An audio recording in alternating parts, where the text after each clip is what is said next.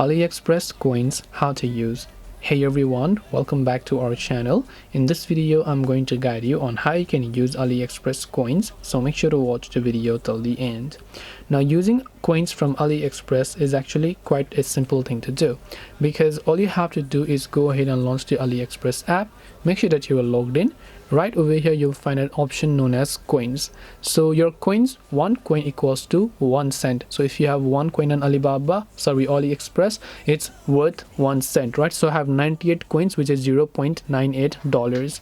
So once you have a certain amount of coins, you can choose to collect them here, and then once you collect them, you can choose to buy this product. So remember, not all the products that you see on AliExpress are eligible to buy with coins.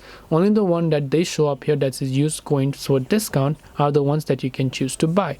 So you can select a certain ones that you like, and then you can simply choose to apply your coins, and then you will be able to buy them. That's all it takes to use coins on AliExpress. Hope this video was very helpful. If you have got any questions, then feel free to leave them down below. Thank you for watching till the very end of this tutorial, and see you soon in the next video.